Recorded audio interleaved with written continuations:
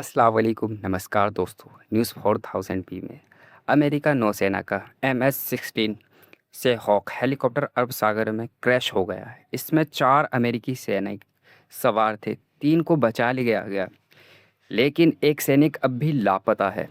और सबसे दिलचस्प बात, इस बीच ईरान ने एक पुराना वीडियो जारी करके दिखाया कि कैसे उसने अमेरिका के युद्धपोत को पहले भी खदेड़ा था या भगाया था।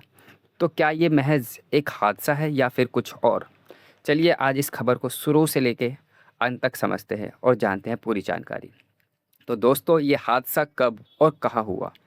1 जुलाई 2026 की सुबह अरब सागर यानी अरेबियन सी में अमेरिकी नौसेना का MS-16 से हॉक हेलीकॉप्टर, जो USS युवराज HWBS बुश के नाम से विमान वाहक पौध से उड़ा था, उसने आपातकालीन लैंडिंग की कोशिश की, लेकिन वो समंदर में जा गिरा यानी डूब गया। इस हेलीकॉप्टर में कुल 4 क्रू मेंबर सवार थे। 3 क्रू मेंबर्स को रेस्क्यू कर लिया गया और उन्हें बचा लिया गया, लेकिन एक क्रू मेंबर, जो एक पायलट है, अब भी लापता है। अमेरिका नौसेना उसकी तलाश में लगी हुई है और उसकी तलाश जारी है। अमेरिका सेंट्रल कमांड सेंटकॉम का कहना है कि इस हादसे के पीछे किसी दुश्मन की नापाक हरकत का कोई सबूत नहीं है, यानी ईरान के ऊपर सीधा। यानी अमेरिका खुद कह रहा है कि ये कोई अटैक नहीं था, बस ये एक हादसा था। लेकिन सवाल ये है, अगर ये सिर्फ हादसा है तो ईरान ने अचानक से पुराना वीडियो क्यों जारी किया, और वो भी ठीक उसी वक्त या इसी टाइम जब अमेरिकी हेलीकॉप्टर क्रैश हुआ। दोस्तों, ईरान ने एक वीडियो जारी किया है और ये वीडियो पुराना है, दिसंबर 2023 का। लेकिन इसे अब जारी क्यों किया गया, चलिए समझते हैं। ये वीडियो दिखाता है कि कैसे IRGC ने ईरानी क्रांतिकारी गार्ड ने अमेरिका युद्धपोत को पर्शियन गल्फ से रोका था। IRGC ने अमेरिका नेवी को आदेश दिया, अपना हेलीकॉप्टर डेक पर लैंड करो और पर्शियन गल्फ छोड़ के चले जाओ।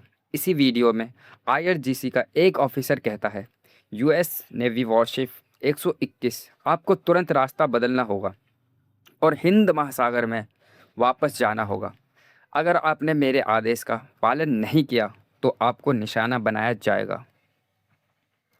इसी वक्त अमेरिकी जहाज़ से जवाब आया, ये कैलियोशन वॉरशिप 121 है, हम अंतर्राष्ट्रीय कानून के अनुसार ट्रांजिट कर रहे हैं और ये ट्राजिक मैसेज में है, आपको कोई चुनौती नहीं।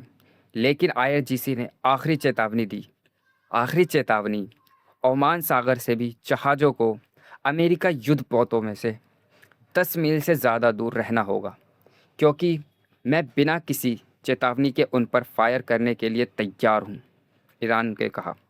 तो दोस्तों, 2023 में ये हुआ था और अब 2026 में ईरान ने वही पुराना वीडियो दिखाकर संदेश दिया, देखो हमने पहले भी ऐसा किया है और हम अब भी ऐसा कर सकते हैं, इसलिए संभल जाओ।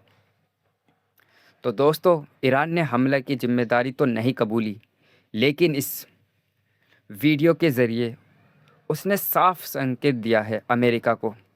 दोस्तों, अब बात करते हैं state of Hormuz. State of Hormuz की ये दुनिया का सबसे महत्वपूर्ण समुद्री रास्ता है। दुनिया के 20% तेल का व्यापार इसी रास्ते से होता है। ईरान का कहना है कि इस रास्ते से गुजरने के लिए IRGC की अनुमति लेनी होगी और IRGC की निगरानी में ही गुजरना होगा, क्योंकि ये समुद्र एक जैसा नहीं है। कहीं कहीं टीलों शॉला वाटर्स बने हैं जिनमें जहाज़ फंस जाते हैं, और ये हुआ भी है। मार्च 2026 की बात है, एक कार्गो जहाज़ जिसका नाम अरिस्टा अरिस्टा अमेरिका के सुझाए गए रूट पर गया और स्टेट ऑफ हार्मूज के उथले पानी में फंस गया। फिर क्या होना था, ईरानी टीवी ने इसी डूबने से भी बदतर माना, वर्स देन सिकिंग बताया। IRGC ने मजाक उड़ाया अमेरिका के बताए रास्ते पर चलो तो यही हाल होता है।